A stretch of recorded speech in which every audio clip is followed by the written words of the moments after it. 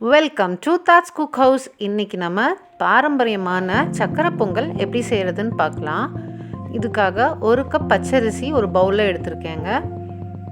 பொங்கல் பச்சரிசி சொல்லி கேட்டோம்னா கொடுப்பாங்க கடையில். அப்படி இல்லைன்னா பச்சரிசி வெரைட்டியில் எது வேணால் எடுத்துக்கலாம், இல்லை ரேஷன் அரிசி கூட எடுத்துக்கலாம். அதை தண்ணியில் ஊற வச்சுருக்கேன். இப்போ ஒரு பேனில் 1/4 கப் அளவுக்கு பாசிப்பருப்பு சேர்த்திருக்கேன். 1 கப்புக்கு 1/4 கப் பாசிப்பருப்பு சேர்த்திக்கலாம். நல்லா டேஸ்ட்டாக இருக்கும் பொங்கல். இதை நல்லா அப்படியே ஒரு மணம் வர்ற அளவுக்கு நம்ம வறுத்துக்கணும். வறுத்து இதை அந்த தண்ணியில் சேர்த்தி இப்போ நல்லா 2-3 தண்ணியில் இந்த அரிசியும் பருப்பும் நம்ம கழுவி நம்ம ஊற வச்சிடணும். இது ஊறட்டும். அதுக்குள்ளே நம்ம பொங்கலுக்காக தண்ணி கொதிக்க வைக்கலாம். நான் இங்கே ஈயப்பாத்திரம் எடுத்திருக்கேன். பித்தளையில் ஈயம் பூசின இந்த பாத்திரம் எடுத்திருக்கேன். இது ரொம்ப ரொம்ப ஆரோக்கியமானது. இதில் நம்ம சமைச்சு சாப்பிடும்போது இதில் இன்றைக்கி நான் பொங்கல் செய்ய போகிறேங்க. அடுப்பை ஆன் பண்ணிட்டேன். இப்போ இந்த கப்பில் தான் அரிசி மெஷர் பண்ணேன். அதே கப்பில் 6 கப் தண்ணி நான் இதில் சேர்த்திக்கிறேன். இதை மூடி வச்சு தண்ணி நல்லா கொதி வர விட்டுடலாம். தண்ணி கொதித்து வந்ததுக்கப்புறமா நம்ம அரிசியும் பருப்பும் இதில் எடுத்து சேர்த்தி இப்போது அரிசி பருப்பை வேக வைக்க போகிறோம். இந்த மாதிரி ஓப்பன் குக்காகவும் நீங்கள் பானையில் பண்ணலாம். அப்படி இல்லைன்னா இதை நீங்கள் அப்படியே குக்கரில் கூட செய்யலாம். குக்கரில் செய்யும்போது ஒரு 2 கப் அளவுக்கு தண்ணி மெஷர்மெண்ட்டை கம்மி பண்ணிக்கோங்க. இப்போ நம்ம இதை மூடி போட்டு நல்லா அரிசியை வேக வைக்கணும். மூடி ஃபுல்லாக க்ளோஸ் பண்ணக்கூடாது. அரிசி வெந்து தண்ணி பொங்கி வரும். அதனால இங்கே 300 கிராம் அளவுக்கு நான் மண்டை வெல்லம் எடுத்திருக்கேன். நீங்கள் அச்சு வெல்லம் கூட யூஸ் பண்ணிக்கலாம். இது பெருசு பெருசாக இருக்கிறதுனால நம்ம இடித்து சின்ன சின்ன பீசஸாக ரெடி பண்ணிக்கலாம். பாருங்கள், இந்த மாதிரி பொடிச்சு எடுத்தாச்சு. இதை ஒரு பேனில் நான் சேர்த்திக்கிறேன். இப்போ அரிசி வேகிற வரைக்கும் இதுக்கு நம்ம பாகு ரெடி பண்ணிடலாம். இதை அடுப்பில் வச்சு நான் 1/2 கப் அளவுக்கு தண்ணி சேர்த்திருக்கேன். இப்போ அடுப்பை ஆன் பண்ணி இந்த வெல்லத்தை நம்ம நல்லா கரைக்கணும். கட்டிகள் இல்லாமல் வெல்லம் கரைஞ்சி வரணும். அதிரசத்துக்கெல்லாம் நம்ம செய்வோம் இல்லைங்களா, அந்த மாதிரி கொஞ்சம் கவனமாக செய்யணும். இதை பாகுப்பதெல்லாம் வர வச்சிட வேண்டாம். நம்ம இப்படி கொதித்து வந்ததுக்கப்புறமா இப்படி பாருங்கள் நுரைக்கும். நம்ம நல்லா கலந்து கொடுத்துட்டே இருக்கணும். ஓரளவுக்கு அரைக்கம்பி பதம் அந்த மாதிரி கொஞ்சம் ரெடியாகி வரும். அப்படி இருக்கும்போது நம்ம நல்லா இப்படி கலந்து விட்டு அடுப்பை ஆஃப் பண்ணி இதை நம்ம தனியாக எடுத்து வச்சிடலாம். அரிசி எப்படி வெந்திருக்குன்னு பார்க்கலாம்.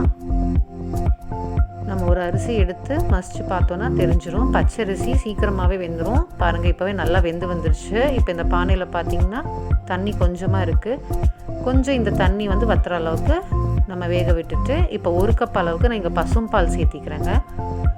பால் சேர்த்த வேண்டாம் அப்படின்னு நினச்சிங்கன்னா நீங்கள் தண்ணி முதல்ல பாயில் பண்ணுவீங்க இல்லைங்களா, 6 கப், அந்த டைம்லேயே ஒரு 7 கப் அளவுக்கு தண்ணி சேர்த்திக்கோங்க பாயில் பண்ணுறதுக்கு. பால் டேஸ்ட்டு பிடிக்காதவங்க சேர்த்த வேண்டாம். ஆனால் சேர்த்துனா ரொம்ப டேஸ்ட்டாக இருக்கும். இதை சேர்த்து கொஞ்சம் மசிச்ச மாதிரி பொங்கல் வேணும் அப்படின்னு நினச்சிங்கன்னா இந்த மாதிரி கொஞ்சம் கரண்டியால் மசிச்சு விட்டுருங்க. இல்லை முழுசாக கொஞ்சம் 1-2 அரிசி இருந்தால் பரவாயில்ல அப்படின்னு நினச்சிங்கன்னா நீங்கள் இப்படி மசிக்க வேண்டாம். ஒவ்வொருத்தருக்கும் ஒவ்வொரு மாதிரி அந்த பதம் பிடிக்கும்.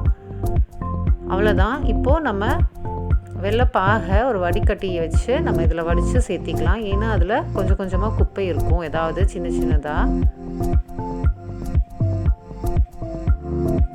இதை சேர்த்திட்டு நம்ம பார்த்தோன்னா அதில் தெரியும் பாருங்கள் எவ்வளோ சின்ன சின்ன அந்த கருப்பாக அந்த குப்பை இருக்குதுன்னு சொல்லிட்டு. இதுக்காக தான் இந்த மாதிரி நம்ம செய்கிறோம். இப்போ நம்ம இதை எடுத்துட்டு நல்லா கலந்து விட்டுறணும். இப்போ அந்த அரிசி பருப்பு அதுவும் பால் கூட சேரும்போது நல்ல ஒரு டெக்ஸ்சராக இருக்குங்க, சூப்பராக இருக்கும். இது ஒரு 5 நிமிஷம் வேக விட்டுட்டு 1 டீஸ்பூன் ஏலக்காய் தூளும் ஒரு சிட்டிகை உப்பும் சேர்த்தி நம்ம கலந்து விட்டுட்டோன்னா அவ்வளோதான், சூப்பரான சக்கரை பொங்கல் ரெடி. அருமையாக இருக்குங்க, சூப்பராக இருக்குது. கண்டிப்பாக நீங்கள் இதை ட்ரை பண்ணி பாருங்கள். இப்போ இந்த மாதிரி கொஞ்சம் லிக்விடாக தெரியுது, ஆனால் இது ஆற ஆற அப்படியே இறுகிரும். இப்போ இதுக்கு ஒரு தாளிப்புக்காக நம்ம ஒரு பேனில் ஒரு 60 மில்லி அளவுக்கு நெய் சேர்த்திக்கலாம். இன்னும் கொஞ்சம் எச்சா வேணும்னாலும் சேர்த்திக்கலாம். நான் இங்கே 2 உடைச்ச முந்திரி சேர்த்திருக்கேன். பாதாம் நறுக்கி சேர்த்திக்கிறேன். இது ஆப்ஷனல் தான், உங்களுக்கு பிடிச்சதுன்னா நீங்கள் சேர்த்திக்கலாம், ஒன்றும் பிரச்சனை இல்லை.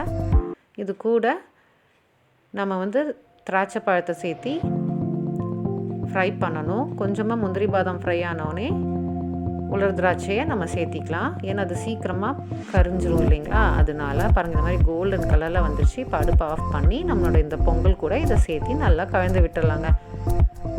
எவ்வளோ சூப்பராக இருக்குது பாருங்கள், நல்லா டேஸ்ட்டாக இருக்கும். அதுவும் பானையில் வச்ச அந்த பொங்கல் வந்து ரொம்ப ரொம்ப டேஸ்ட்டாக இருக்கும். மண் பானையிலையும் நம்ம வைக்கலாம், இல்லைன்னா நம்ம நார்மலான ஏதாவது ஒரு பாட்லேயும் நம்ம வைக்கலாம், ஒன்றும் ப்ராப்ளம் இல்லை. குக்கரில் வச்சோன்னா சீக்கிரமாக முடிஞ்சிடும். பட் ஒவ்வொன்றுக்கும் ஒவ்வொரு டேஸ்ட் இருக்குங்க. வாவ், சூப்பரான சக்கரை பொங்கல் ரெடி. நல்ல நெய் மணத்தோட கம கமன்னு சாஃப்டாக இருக்குது. எப்படி இருக்குன்னு சொல்லிட்டு கேட்கலாம். மஸ்து மஜா, சூப்பராக இருக்குங்களாமா. இந்த பொங்கலுக்கு நீங்களும் இது மாதிரி கண்டிப்பாக ட்ரை பண்ணுங்கள். எல்லோருக்கும் இனிய பொங்கல் நல்வாழ்த்துக்கள். நம்ம சேனல் பிடிச்சிருந்தா சப்ஸ்கிரைப் பண்ணுங்கள். இந்த வீடியோ பிடிச்சிருந்தா லைக் பண்ணுங்கள். அப்படியே உங்கள் ஃப்ரெண்ட்ஸ் கூடயும் ஷேர் பண்ணுங்கள். தேங்க்ஸ் ஃபார் வாட்சிங்.